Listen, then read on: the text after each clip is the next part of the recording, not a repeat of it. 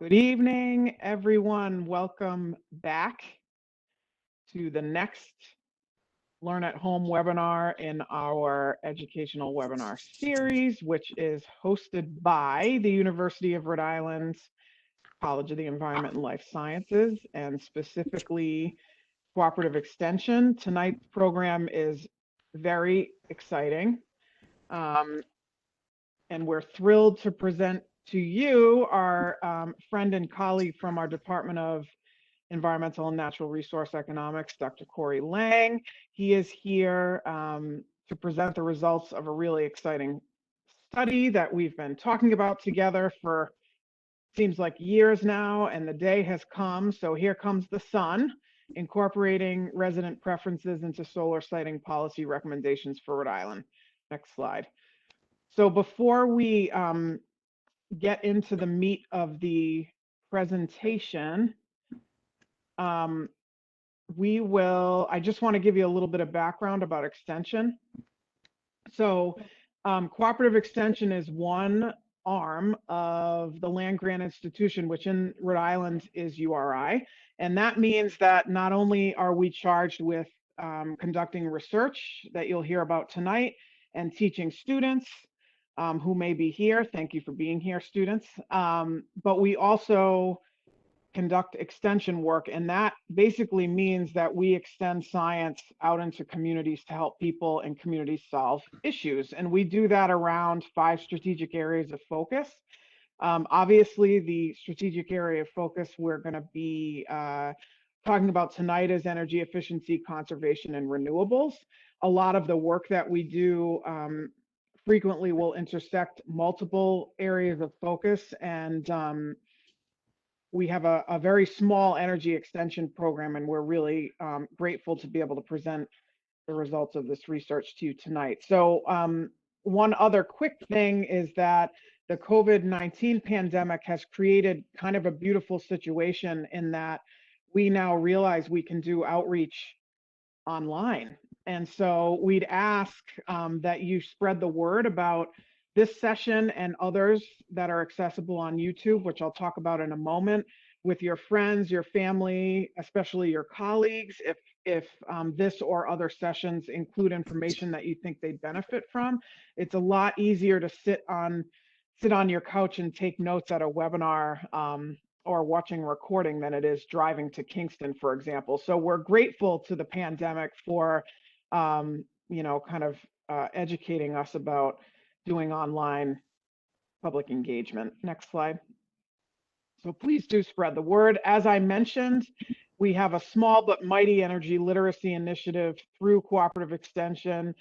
This project is one part of our energy literacy initiative, and we have a project webpage which will continue to be populated with information. It's a really long URL there at the bottom. I suggest using a search engine and typing in URI solar siting. And if you do that, you'll find us, I promise. But in case you're into long URLs, that's uri.edu/CoopEx. And then the words valuing siting options for commercial scale solar energy in Rhode Island. So we would encourage all of you to check out that site, the results of a housing market study that Dr. Lang conducted. It's posted there. You can also learn more about our project team, and there will be more information added as the year progresses. So do check that out. Next slide.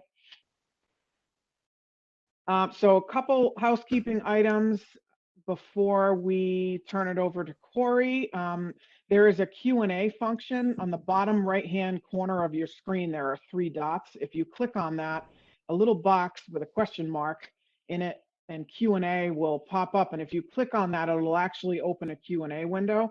We'd love for you to enter your questions there. You can also enter them into the chat if you'd like, but those will only go to me. So if you'd like to answer Q&A that you'd like people to see, put it in the Q&A box. Again, we appreciate you filling out a brief pre-workshop survey for us. I'm going to copy the link into the chat right now, and I'm going to be joined by my cat, Lisa, who I'm going to swiftly put down. If you wouldn't mind filling out this quick survey right now, it'll take you less than 60 seconds, I think, right, Claire? And we would really appreciate that. And then lastly, this session is being recorded, and we have been recording webinars for more Tuesdays than I can count. I think we're on Tuesday number 50 or something like that since COVID started.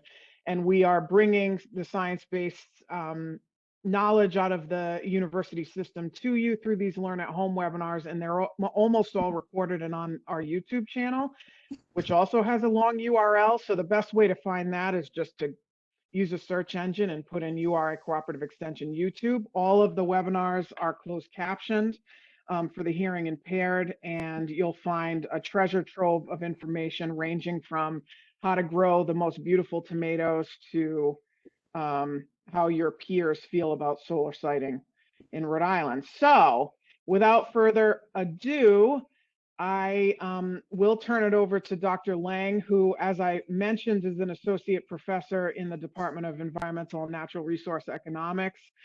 This project that he will be unveiling the results of one of the studies from was supported by the United States Department of Agriculture, and specifically the National Institute of Food and Agriculture, which also funds and supports Cooperative Extension. So this is very exciting. We really thank all of you for being here, and those of you watching at home later, thanks for your interest, and do get in touch with questions. I'll be back. Dr. Lang, take it away. Awesome. Thank you so much, Kate, and thank you everyone out there who are joining us this Tuesday. I get tired of Zoom and these virtual meetings, so I'm really thankful that you're here to join us in an evening when you could just be relaxing. But it's important to talk about this critical issue in Rhode Island that I think a lot of us are familiar with. It's becoming increasingly common that we interact with these utility scale solar arrays. And so I'm hoping that this research helps move that debate forward, move this issue forward. So I'm Corey Lang, as Kate said. This work is co-authored with several people. So Vasu Gaur is a PhD student at URI here with me. And then Greg Howard and Ruth Quinu are at East Carolina University. We brought them in to just help with the survey, and they have some expertise. All right, jump in. So I'm sure many of you are aware, President Biden recently made a commitment to have carbon emissions, right, by very soon. And similarly, this happened several years ago, but Governor Raimondo said 100% renewable power by 2030 for Rhode Island, right? So these politicians make these big statements and big proclamation, big goals, and that's good. That's what they should be doing, what the leaders should be doing. But when the rubber hits the road, when the actual implementation occurs to try and meet these targets, there can be some more conflict, right? And so it's easy to get behind big goals, but at a local scale, sometimes there's conflict over the actual implementation. And that's what we're finding in Rhode Island right now, right? So Rhode Island has ambitious renewable energy goals, from Governor Raimondo's proclamation to the renewable portfolio standard. We're going really rapidly into renewables. One thing that's led to is what's sometimes called solar sprawl, where starting about 5-ish years ago, we started to see a real ramp up in utility scale solar arrays being built. And so, and it started small and then just really escalated. That a lot of arrays are being proposed and a lot are being built. And that is going to help us meet those ambitious targets. But it leads to, people are not always happy with the siting of these. One of the big reasons behind that is where they're sited.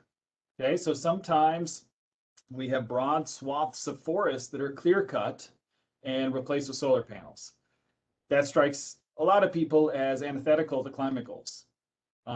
Sometimes they're sited on farmland, and that can be beneficial to a farmer, but maybe it's inconsistent with the kind of landscapes that people want.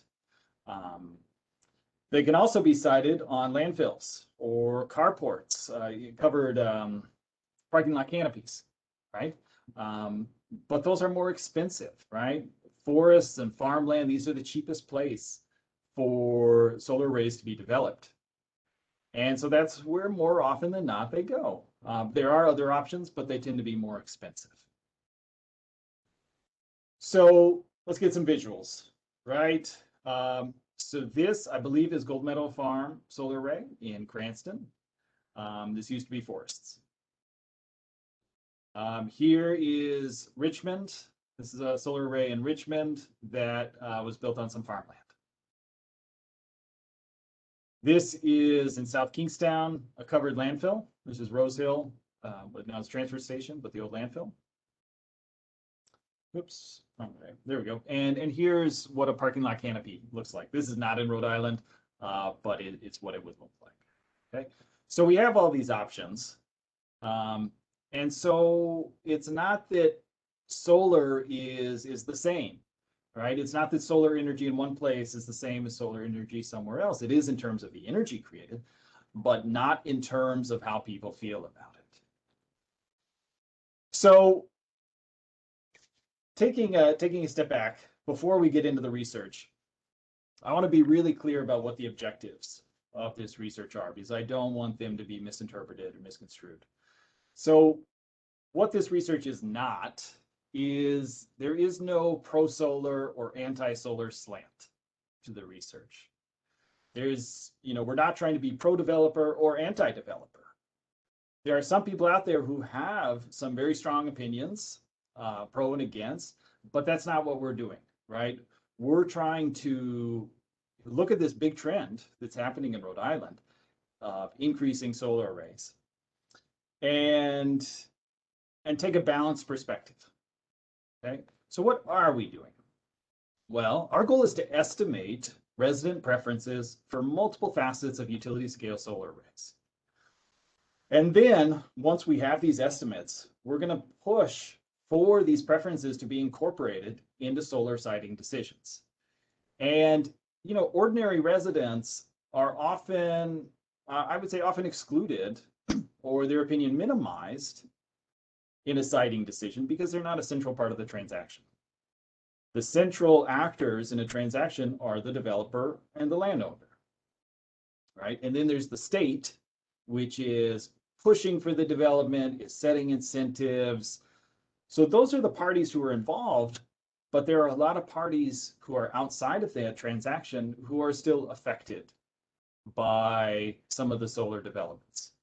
And so we want to understand how those people who are external to that transaction feel, and then see if we can incorporate their preferences into that siting decision. So our approach is twofold, and both of our studies fall into this basket of non-market valuation, which is trying to put monetary values on things that you cannot purchase in a marketplace, right? So things like rural character, things like your view as you drive by or from your house, your preferences for open space in Rhode Island. These are not things that are bought and sold, but people still care a lot about them, right? And so there are innovative approaches to try and understand what those preferences are and put monetary values on them so that they can be brought in to the same playing field as those other monetary benefits and costs that the developer and the landowner are talking about. Okay, so our first study was revealed preferences, and this was the property value impact study that we released in September of 2020.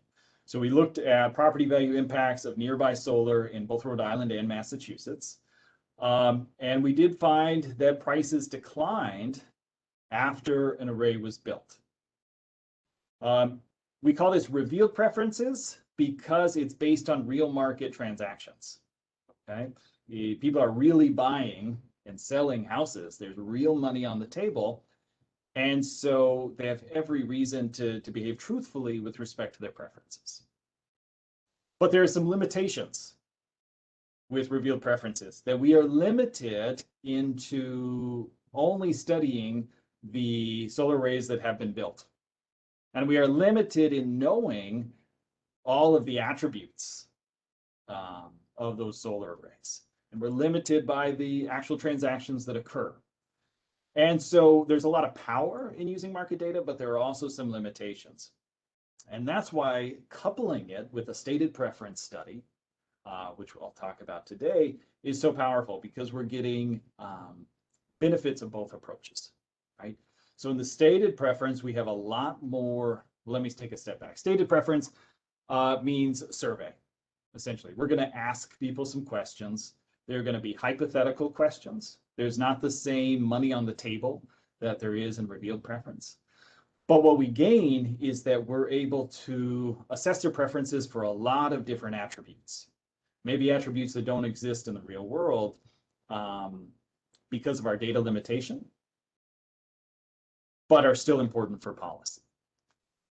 Okay, so what we did is a discrete choice experiment survey. And that's kind of a fancy, complicated phrase, discrete choice experiment.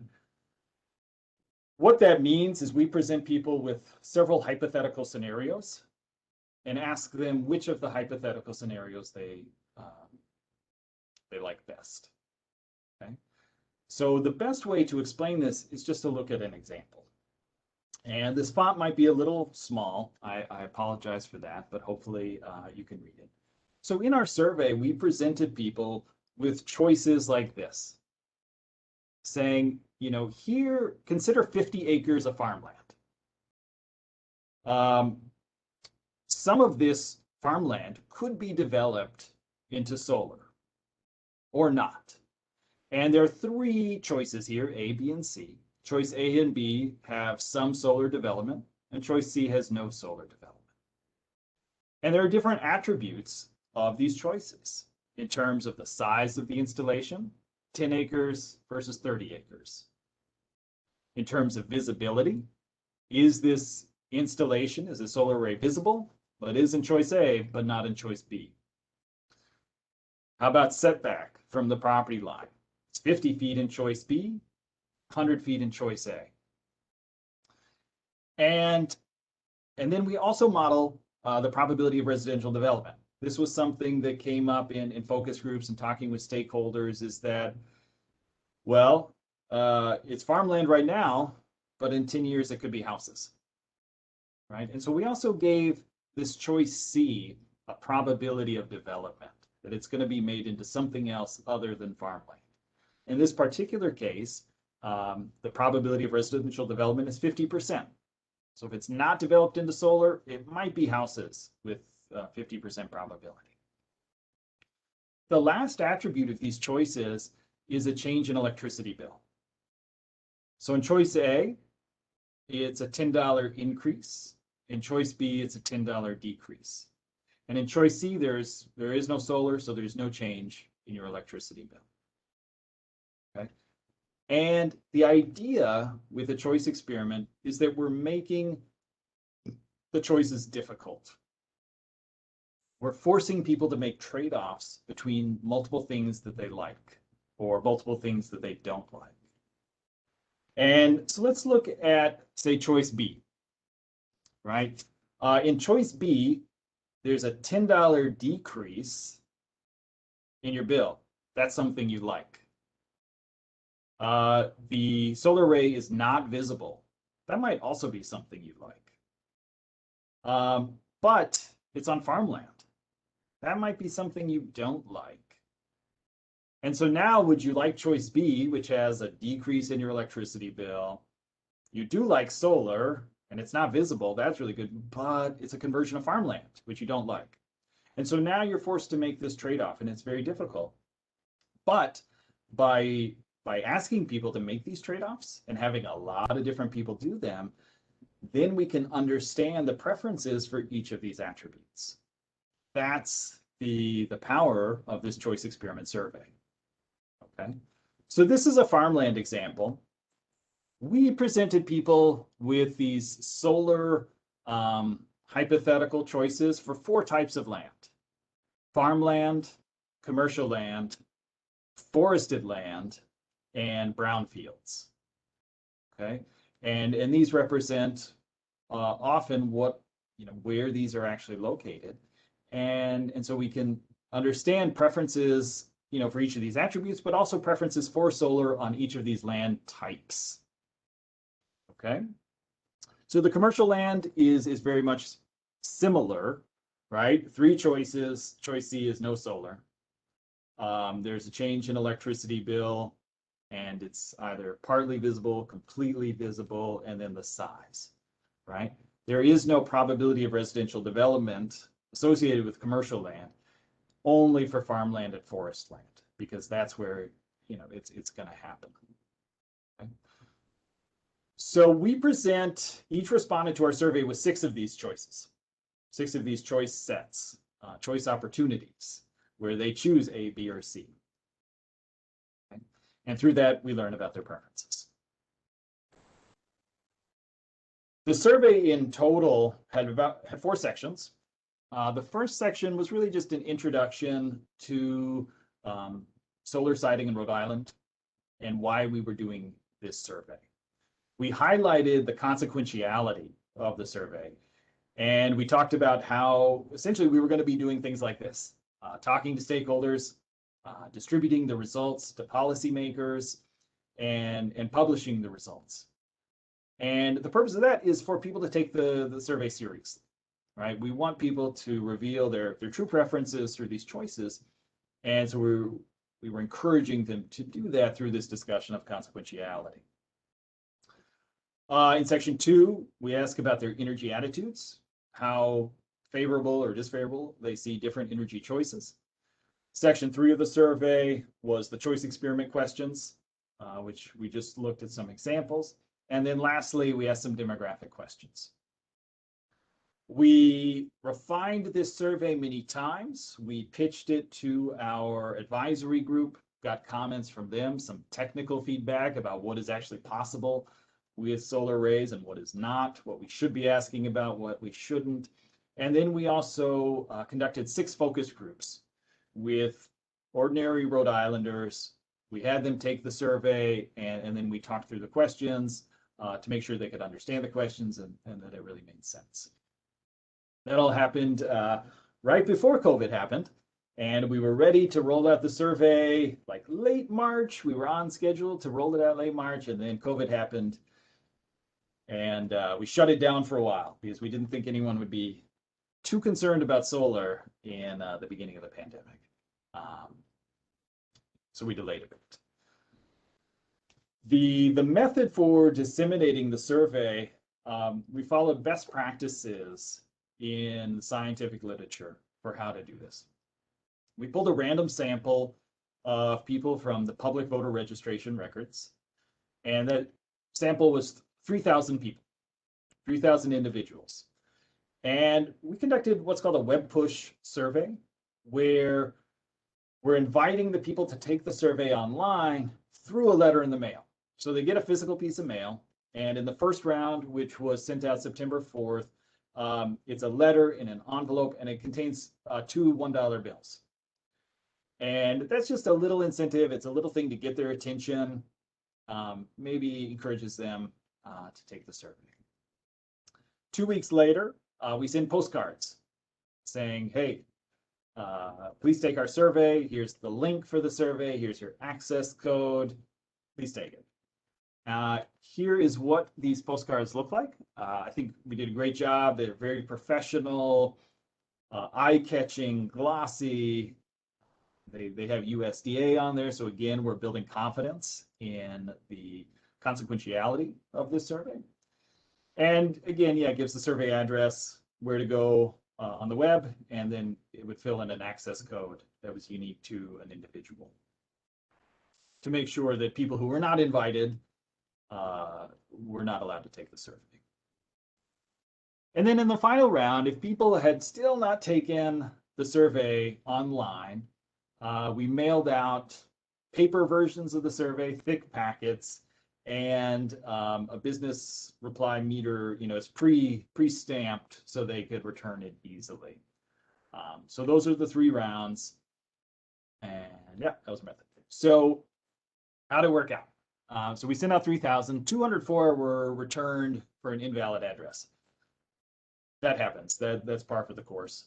510 people responded online, and another 159 responded with the paper version of the survey. Total of 669 responses. Out of the 3,000 minus 204, we get a 24% response rate. That's pretty good. Of course, we wish it was better, but 24% is very consistent with other surveys that have happened. The academic literature, people do a lot of these types of surveys. 24% is right in the good range. So we feel good about that people are taking this seriously, and that's a good response rate. So we did get 669 responses, but we had to drop a few due to missing observations, people who just didn't do the choice questions. So we end up with 656 valid responses. But that sample size goes up in a sense because we're asking each of those people 6 choice tasks, right? So we have 3,900 choice tasks in our data set. And each of those choice tasks has 3 alternatives, the A, B, and C. So really we have over 11,000 choices made. And that's a lot of data. That's how we can tease out preferences for these individual attributes. Okay, so getting to some of the results. This is just energy attitudes, right? For solar, offshore wind, onshore wind, gas, coal, nuclear, hydro. What I want to point out here is solar is the most favored of the bunch. And this is 87% positive views of solar. This is important for 2 reasons. One, this is consistent with national surveys, from a variety of sources, high favorability of solar. And so that makes us feel good about our sample, that it's consistent with the population at large. 2, it's setting us up with a baseline, that our respondents at a baseline level are very pro-solar. Our survey gets at nuances of that solar, of those views of solar, right? But our baseline is high positivity. And I think this matches reality, right? What I hear at stakeholder meetings, what I hear at town planning meetings is that I'm pro-solar. I'm speaking for somebody else, quoting somebody else. I'm pro-solar, but I don't like this design. And that's kind of what we're seeing in our results to foreshadow it is, yeah, people are pro-solar, but there are some nuances to those preferences, okay?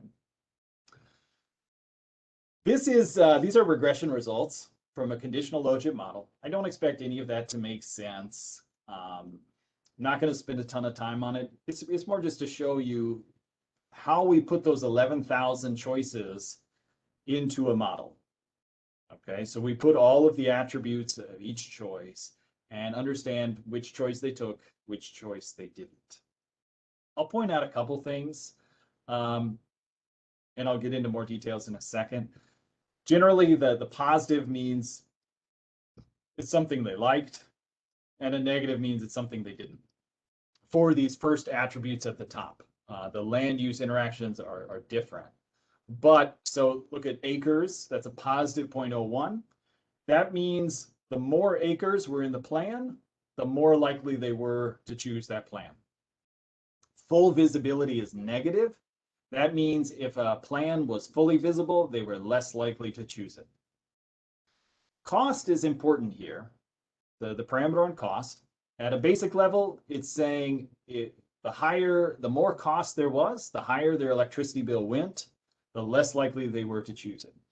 That makes perfect sense, right? There's nothing novel there, is people like money, but it's really important for the validity of the design.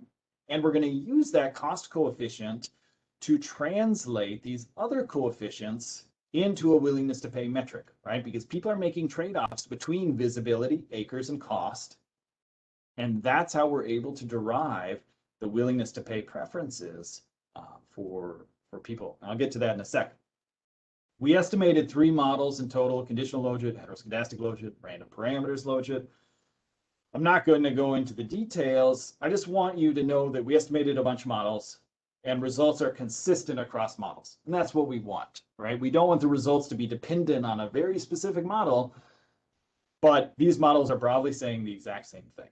So that's good. We have confidence in these results. Now let's get into the willingness to pay. So now we've translated each of these attributes into willingness to pay space. Okay? And we'll go through these sequentially so we can understand them. So, and then the units now are dollars. Okay, so this is for acres, this is 24 cents, but this is 24 cents per acre. And so people are willing to pay 24 cents per month per acre more for installations. They want bigger installations and they're willing to pay for those bigger installations, because I think this comes back to liking solar energy. They displacing fossil fuels. So in a sense, bigger the better. For visibility, there's a pretty strong willingness to pay to avoid full visibility. So the coefficient on full visibility is negative. That means they don't like it, and they're willing to pay to avoid it. So this is interpreted as a household, an average household is willing to pay $7.30 per month to avoid a fully visible installation, fully visible solar array. Setback doesn't seem to matter much. It's statistically insignificant, which means that it didn't influence their choice much. Setback doesn't matter. Conditional on visibility. That's important. Probability, this is, if you remember, it's the probability of residential development if you don't choose solar, okay? This is negative, which means that people are willing to pay more for a reduced probability of development. And that makes sense. People like open space, they prefer it to stay a farm or a forest, and so they'd be willing to pay more to reduce that probability of development. When residential development is likely, the respondent is more likely to choose solar. That's how we interpret this coefficient. Okay. Now, those are sort of the individual attributes. One of the key features of our survey, right, is looking across land types: farmland, forest land, commercial land, brownfields. And we see really, really strong effects when it comes to these land types. This is a critical insight. And, you know, it mirrors what I hear out in the real world as well. Okay. So the coefficients on farmland and forest are negative. So that means that people are willing to pay to avoid solar development on farm and forest land. And a lot, right? Particularly forest land. That means $40 per month people are willing to pay to avoid that development happening on forested land. In contrast, commercial land, brownfields, people are very pro solar development there, and they're willing to pay additional costs in their electricity bill to promote solar development on commercial and brownfield. And so we see these completely opposite results. And here's the nuance, right? 87% are pro-solar in general, but there's a sharp disparity between when that solar is sited on farmland and forest land versus commercial and brownfields. Okay. Yeah, I think that's it. So again, we estimate, we do the same exercise with our other two models. Results are fairly consistent across the board. Yeah, same patterns, same insights. And we're doing pretty good on time. Okay, so we have these results that we feel good about. They make sense. But we want to go a step further. And we want to say, you know, how do we create policy that incorporates preferences, right? And, you know, we said, okay, people are willing to pay $40 per month. Well, it's not realistic to go and collect $40 from a bunch of households in order to move a development away from forest. So we need some other mechanism, right? Well, a common mechanism is to pay an incentive or a disincentive for certain types of solar development. So some examples exist, and this provides a model for us going forward. So in Rhode Island, right now, there is a small pilot project that pays 6 cents per kilowatt hour. So this is a production incentive for a parking lot canopy, solar that was developed on a parking lot. So that developer earns more than other solar arrays for each kilowatt hour produced. That's an incentive that encourages development on parking lot canopies, but it's just a pilot project. There are similar incentives in Massachusetts, Maryland, and Vermont. Another example, Massachusetts has a pretty thorough program. It's called the Massachusetts SMART program.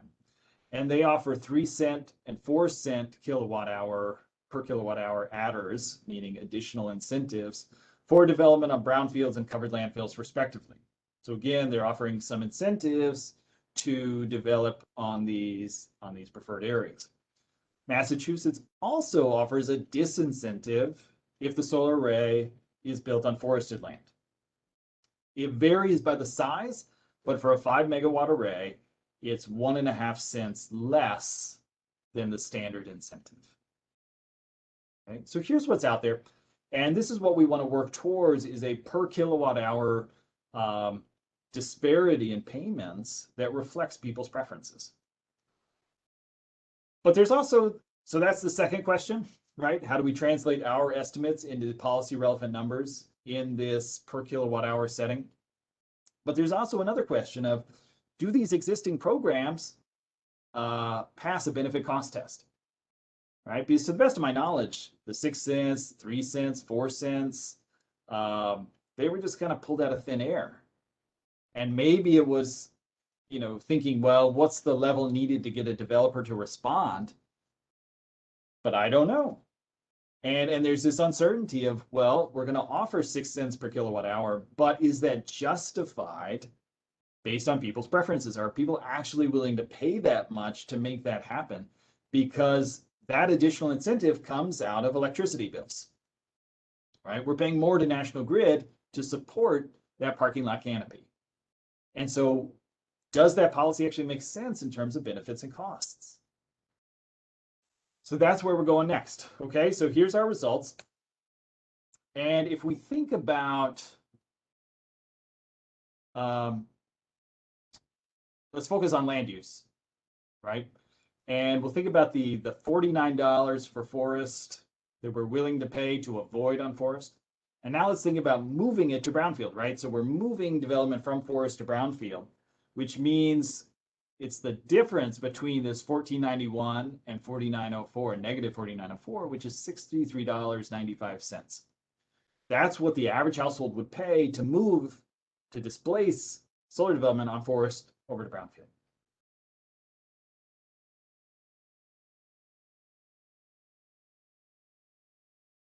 Now we're going to create this table. And this is a little bit of a complicated table, and so I'm going to take some time building it up. That $63.95 that we just showed in the previous table, that's where this comes from here, right? And each of these dollar values in the first column are what the average household willingness to pay is for this policy action to happen. So to move it from forest to brownfield, $63.95. Forest to commercial, $68.36. Farm to commercial, farm to brownfield. And then reducing visibility, right? Going from fully visible to partly visible, or fully visible to not at all visible. Here's what these average households are willing to pay. But now, right, we would need to translate it into a per kilowatt hour. And so what we do is we think about a 2 megawatt solar installation and how many kilowatt hours it's going to be producing per month. And then we just divide this household willingness to pay by that amount. And we get a very small number, right? But this is what a single household would be willing to pay for that policy action. But it's not just a single household, right? Now we need to think about aggregating across households because everybody is paying in to this pot that provides the subsidies. And so we're pooling resources. Now it's uncertain how many households we should pool together, right? And so we did a variety. We looked at households within half a mile, households within 1 mile, and then households within 3 miles.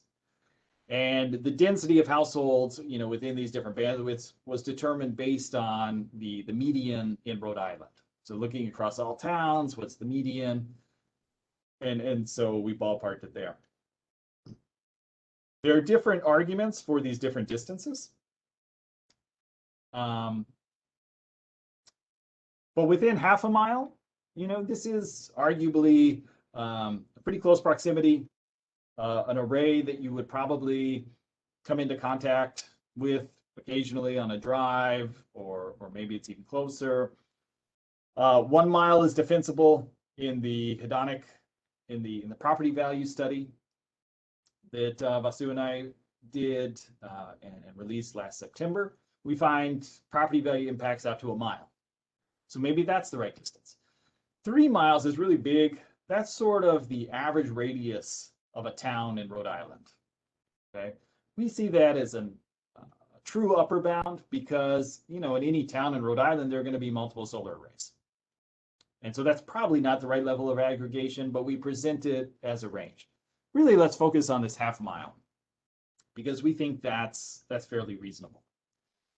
What we're finding here are pretty reasonable numbers and numbers that match some of those existing incentives, right? So what we're saying is that we look at this first number, 7 cents. This could be an incentive that moves moves solar from forest to commercial. This incentive could be offered and is justified based on the preferences of individuals, right? So those folks within a half mile would be willing to pay 7 cents per kilowatt hour to move it from forested land to commercial land. Keep moving down, 6 cents to move that development from forested land to brownfield land. The numbers are smaller for farmland because people dislike development on farmland less than forest. We're looking at 3 cents per kilowatt hour to move it from farms to commercial. In terms of visibility, looking at a subsidy of 1 cent per kilowatt hour, that seems very small, but visibility is much easier to maintain, and so that may be a worthwhile incentive to have it happen. So what do we have here? What we have, again, focusing on the first column, is a set of incentives, a set of per kilowatt hour incentives that are justified by people's preferences. And so as we think about how to incorporate people's preferences, this is it. This is offering incentives to developers to move development from forest to commercial. Now that plays out in reality a few different ways, but this gives us a really good baseline. And in the paper that the report that details this in a lot more detail, we get into how this would be implemented. Okay. For the sake of time, I'm going to move on. I'm pretty much done here. This just concludes. One of the big conclusions is that prior land use is critical. Okay, we see a bifurcation in preferences based on prior land use, whereas brownfields and commercial lands, people love it, are willing to pay positive amounts for that development, versus farm and forest lands have a negative willingness to pay. And we can think of that as people requiring compensation for those types of development, or are willing to pay for that not to happen. In terms of the attributes, what do we find? Well, people like large installations, and we think that's because people like solar. They really just like visibility, right? And that's something that can also be addressed through policy. And then we walk through some incentives. But I think that covers it. And for the sake of time, I'd like to stop there. and answer any questions. Or I know there's one final slide. I don't know if Kate, you want to talk about this now, or if that's like really the last thing we do before we sign off. Yeah, that's the last thing because that was fantastic. I just furiously took notes on everything. We do have some questions. One from my friend Barbara Ray is just in general. She's asking if urban respondents respond differently than rural respondents. And getting to the demographic. And I was curious about that too. What demographic information you all collected, and if there were correlations made in the responses to that. That's a good question. We do collect some demographic information. We do have urban-rural distinctions for respondents. At the moment, we haven't looked at differences in those responses. I think, our goal really is about Rhode Island as a whole. And, it's not the case that rural folks are going to be paying more into this incentive program. They're not going to charge rural people more on their electricity bill to support it. That's going to be everybody. And so our first objective was to estimate population preferences. I do think academically or even in other means could be interesting to look at urban-rural differences or other demographics, maybe old, young, by income. We could do several of those things, but have not yet. That's the next project. Sounds like a juicy one. Let's see. I'm going to go up to the top. So Suzanne is asking, I'm just going to ask all the questions we have. Does Rhode Island have any solar farms that are built on farmland, but also fully and entirely surround multiple homes and residents on multiple contiguous sides? For example, on average, surrounding on 3 sides of each home affected. Suzanne, I guess I don't know, right? Definitely there's solar built on farmlands. I don't know the specifics of all of the sites to answer whether or not there are houses on 3 sides or something. Yeah, I don't know. The site specific, there's so many. I do not know. Yeah, we can look at that. There's a lot there. Suzanne, if you'd like to rephrase that, feel free.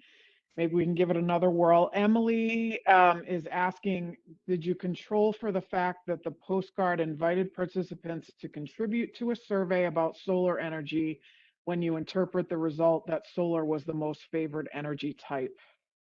Well, we don't control for it. I think that's a decent point, though.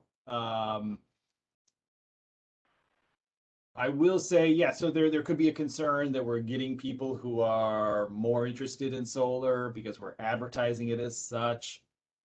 I think that might attract people on both sides who are maybe really pro-solar and maybe really anti-solar. But I think the fact that our pro-solar percentages, that graph I showed at one point where 87% are pro-solar matches national opinion so closely, I'm not too concerned about our sample being skewed one way or another. Great. Sue wanted to confirm that the willingness to pay numbers are monthly. That is willingness to pay. Yep. Yes, Sue, you are correct. It is monthly. We phrased the choice questions in terms of monthly electricity bills because that's the frequency that people pay them. And so that is, a reticent thing in their mind, but that's a long way of saying that yes, it's monthly willingness to pay. Fascinating. And Mark, hi Mark, is asking, are these numbers enough of an incentive to make a difference? That's you tell me, Mark. That's the question. Yeah. I think that is the question, right? So what we have here is incentives that are justified based on people's preferences. Whether or not those are sufficient to influence developer behavior is unknown. And I can say, you know, in Massachusetts, right, they have the most developed incentive structure, and they're not as high as maybe they could be. You know, those incentives could be a little larger. But I know the developers are still building on forested land, right? And I actually talked to, it was a lawyer for a developer recently, and I asked him this, you know, how do you respond to the Massachusetts smart policy? Is it a big factor? Is it a small factor? And where we came down was, well, there are probably 20 factors that influence where we propose solar. That price incentive is one of them. And, you know, if that price incentive got really big, then it would be kind of the only factor. But where it's at now, it's one factor, but there are a bunch of other factors that influence the profitability, the feasibility, the probability it's going to get approved by a planning board, that sort of thing. And so they're certainly aware of the incentives, and it's part of their planning process, but it's not the only factor.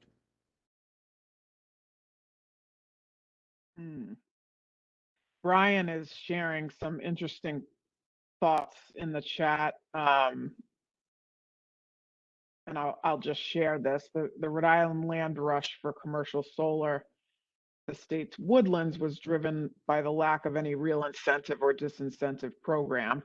The same incentives were offered regardless of where the projects went, and thus they all went to the cheapest available land to increase profits.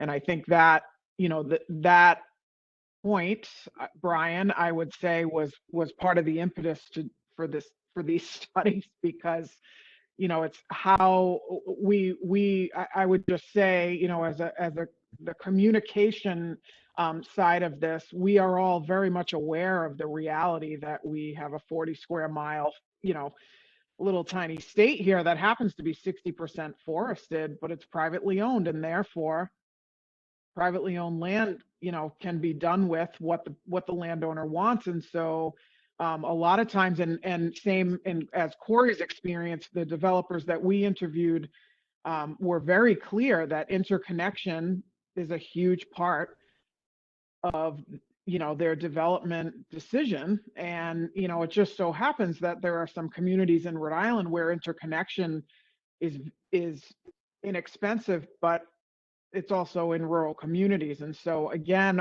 you know, these realities, I think, were kind of the driving force, among other things, of looking at this and doing a non-market valuation of some of these preferences, rather than just saying, here's what it'll do to housing costs. So we have another question. Do these incentives cover the additional costs incurred by the developers to move from farm to forest, farm or forest to commercial and brownfields? That's unknown, right? And that's what it's a little bit proprietary. I'm not sure how much a developer would reveal about their profit function. And that's what we were talking about in Massachusetts, right? So some incentives are offered, and it's a piece of the puzzle, but it's not the whole piece. And so it's unclear what is needed from a developer perspective to cover those additional costs. I think that's the next piece of the puzzle. So we have sort of the resident side, and what's justified, what kind of incentives are justified. Whether that's enough for a developer is unknown. And if it's not, well, unfortunately, that means that the incentives that are needed to prompt a developer to move are not justified through benefit cost analysis. It's too expensive. And that might be a reality. Just hoping it's not. There's a great question. I'm going to save till the end because it's a great segue. Anne asked if prior land use is based on inequity, for example, poor and people of color live in areas that are industrial, commercial, et cetera. Does this incentive system or proposed incentive system double down on the inequities? I'm a little unclear how to think about that. I don't know. I think a lot of people feel the current system is now working. Yeah, I mean, it's difficult, right? So a lot of developments happening in rural areas, and the rural people don't feel great about it all happening there. And so your question is, if it all shifted to urban areas, then would that be bad for the urban folks? I don't know, yeah, I'm not sure. That's a nuanced question. Certainly, we do not have the data in this paper, in this report, to get at that. I feel like that's a bigger discussion with some stakeholders from different areas to understand how they feel, or maybe how benefits can be shared. Well, and I think it's getting back to collecting demographic data. I mean, that might be some of what you could glean from the demographic data that was collected, because I do think, you know, we have we've got a double or triple challenge here, where, as Corey said, we have these renewable energy targets that are very aggressive and much needed for, you know, carbon emission reduction, but also we only have so much land and choices for these systems to go. And so, you know, as someone else mentioned, there's a comment here: the study could be updated to address sustainability from a land development perspective. It's unsustainable to put energy users, homes or businesses, in one location and then double or triple their effective development footprint by putting the in this case, solar energy generation that runs the buildings in a separate location. So that's getting into the virtual net metering, you know, regulations that we have here. And again, I think, just to clarify Corey's point, these results are specific to how might we incentivize development in areas where there are not co-benefits, ecosystem benefits. Corey, am I saying that correctly? Just to, you know, there's a lot of issues outside of the results of the study. I just want to make sure folks understand that this data is targeting a very specific research question. Yes, you're right. It's really about trying to capture ordinary, average people's preferences for where solar is being built. Oh, that's the dog. So I have two more questions I'll ask. I'm watching the time. The dog and the cat are fighting. So Bonnie said at my town meeting, which was planning, zoning, and town council, she asked about the study URI completed on the decrease in property values. The solar installation companies say it's just bad information and false, and we should trust their research. In all instances, the boards go ahead and approve the solar development in wooded areas. And she also hears that people don't care about having solar next to their house. How do we get around this difference of opinion? Yeah, that's unfortunate. Yeah, I mean, you need the purpose of doing this, right? My whole objective is to insert research that's reliable, that's not biased into the debate. And, you know, I think now comes the time in this project. It's an integrated research extension project where Kate is going to take on more control and really start working on extension.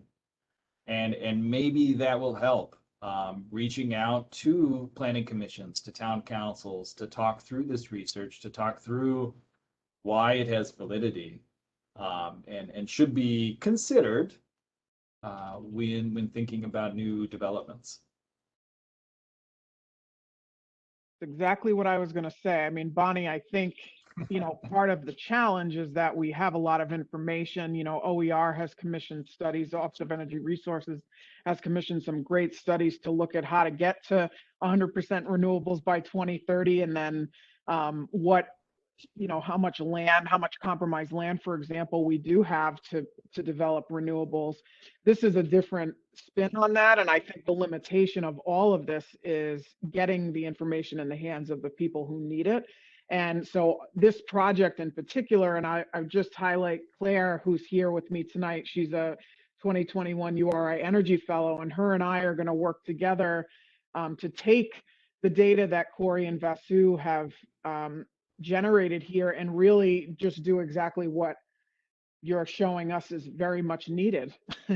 Get it into the hands of the people who are, bless them, tasked with making these decisions that have a 25-year or more impact on, environmental function and land use and all and tax revenue and all kinds of things. So I think it's a it's a good point well taken. Barbara, another question, Barbara said, have the results of this been circulated to state and municipal planning departments? Great question, Barbara. That's the next step.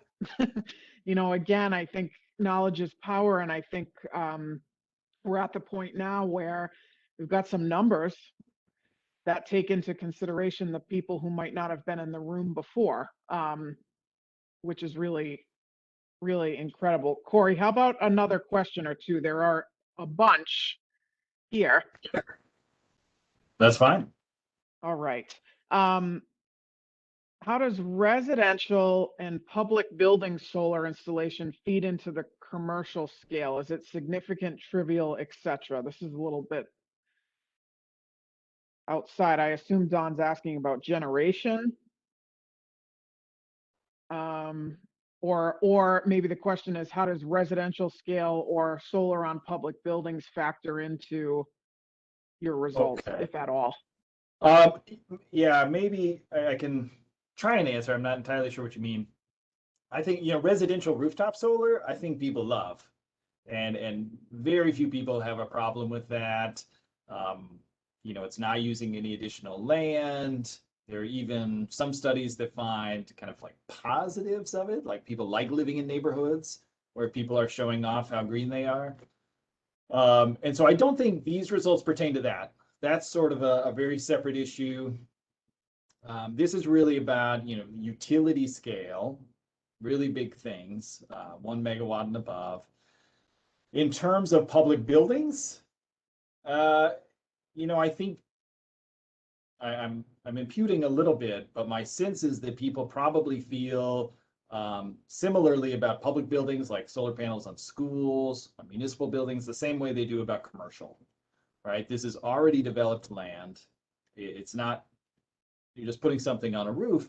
I think they would feel very positively about that and be willing, again, to pay a little bit more to incentivize that type of solar development. Yeah, a follow on to the earlier question about being surrounded on three sides by residential development. So Suzanne came back and said, we are facing a solar farm or solar array in our area that will be placed on farmland and will be surrounding 30 rural homes within 100 feet on all sides of our property lines. I was wondering if there is something similar in Rhode Island. I assume she's out of state.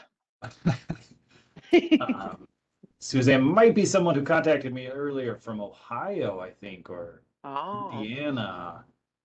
And I apologize if this is a different Suzanne, but it's pretty interesting because the scale is so different, right? In Rhode Island, we're thinking 1 megawatt, 2 megawatts, maybe 5, maybe up to 20 megawatts. In the Midwest, in these giant, farm country, sometimes the solar arrays can be 100 megawatts or bigger, and so it's a very different scale, but also a different environment. So, but that's an aside. Is there anything like that in Rhode Island? I don't think so. That seems like a very unique situation. I cannot think of anything like that. It's almost like a cookie cutter situation where you're working solar around around some houses. I don't think so. Not that many, but there could be, and I just don't know. Yeah, and we have, thank you for that. We have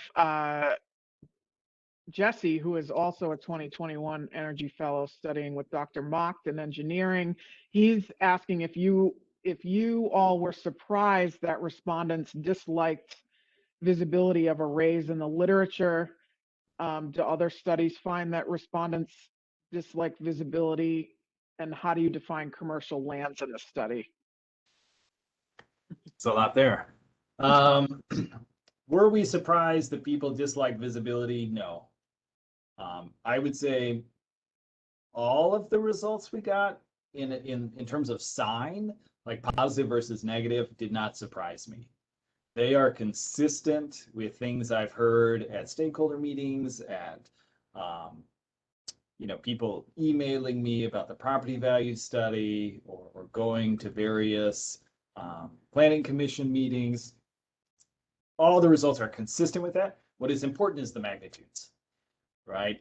Knowing that it's $40 for forest and $20 for farm versus, $5 for farm and $10 for forest really makes a big difference, because that affects the size of the subsidy that is justified from preferences, right? So the magnitudes were completely unknown to me, but the signs of results made a lot of sense. I think the next question was about whether this is consistent with the literature. There hasn't been a lot of deep dives into solar siting in the literature. There are papers, and they get at visibility differently. Some talk about glare off panels, and similarly find people are willing to pay to avoid glare from panels. That's somewhat like visibility. Consistent in that sense. There's no other study that is so specific like ours. Speaking of future work, Heidi is asking if you would consider doing a similar or next phase study in Mass or throughout Southern New England. Throughout. Recently, Vasu told me that she would like to not graduate for another 5 years. I think if she could have the money, she wouldn't graduate for another 5 years. Oh, that's great news. I didn't know that. She in fact is going to graduate and has a job lined up, so that won't happen. No, I mean, I would love to continue this. That'd be awesome to extend it to Massachusetts, extend to Connecticut, or Vermont's very active in this, very proactive, I should say. It'd be great to extend it. It's financial issues, right? To do it right, to do it scientifically, we spent a fair bit of money with all the postage and all the design elements, all the focus groups. Would love to extend it. It costs money. Just like we're talking about here, incentives matter. And yep. Yeah, well, so I'm open to that. It just, we don't have any budget left. We have expended all of our budget on this project. Yeah, I was just going to say, we never know who's listening, so love to do more. Sure. Heidi also said, it would be really interesting to have a study on willingness to pay for installation on existing buildings and/or, for programs supporting rooftop solar and low income facilities. I mean, I think a lot of this environmental justice related, there's another layer here that I appreciate folks asking about. I think it's good. All right, we'll end with our friend Kelly, who is asking, do you know of any research regarding major facilities, 60 megawatt, citing and issues with glare effects to neighbors within 100 feet? That sounds like a specific situation that Kelly may be in. That does sound specific. So I am not aware of any research that gets at that specificity. And I get that that's the situation you're in. You know, what we're interested in is sort of these average effects, these broad trends that can guide policy. And it doesn't, I don't want to say it doesn't apply to every situation because that's not true, but it might not be the level of specificity that you really want for your situation. Mm. I'm sure there have been studies done on glare. I mean, just like, Well, I mean, so I mentioned some of the other choice experiment literature. You know, this will be in the report, but I think it's from Portugal. It's not from Rhode Island. But this Portuguese study looked at glare effects of utility scale solar and did find, you know, positive willingness to pay to avoid that. So that could be referenced. mm, this is quite more local than I thought. It's West Greenwich, is where Kelly is. Okay. Is Too bad and she's so not that Portugal, because then there'd be a perfect yes, study for her. yes. Well, and yes, it wouldn't be, yeah, it wouldn't be a local issue. So to the folks asking about, you know, Bonnie, I see your question about when exactly will this information be disseminated. You know, from May on, that is Claire and I's charge, and we're looking forward to talking with Corey and Vasu about next steps. Our intent is to make sure that this and the results of the other study that the report was published on in September of last year get into the hands of the people who need it, because these development proposals are going across desks all the time.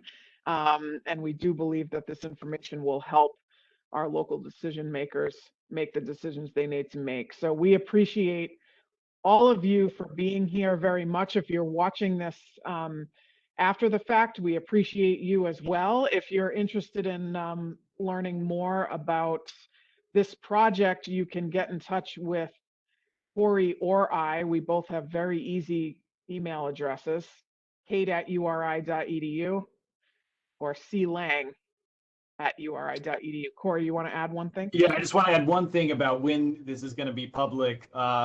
So hopefully the report associated with this presentation will be posted tomorrow. It's possible it won't happen tomorrow due to IT stuff and whatever, but I would expect it this week for sure.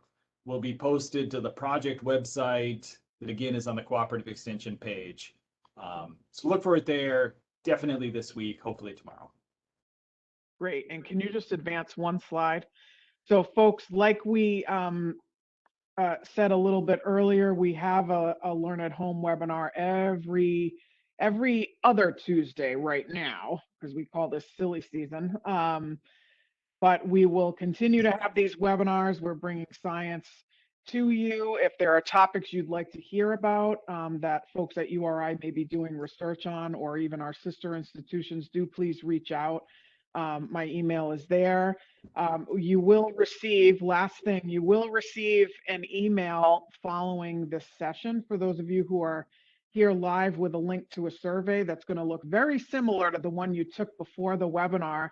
We would love it, love it, love it if you would just take 1 minute and fill that out for us. We do use the results of these surveys to measure the effectiveness of these programs on your knowledge. And so thank you so much for filling out those surveys, for sticking with us. Corey, thanks so much. That was fascinating. Can't wait to talk more about it next week. Vasu, great to see you. Claire, thanks for being here. Until next time, for Learn at Home, have a great night, everyone. Thank you.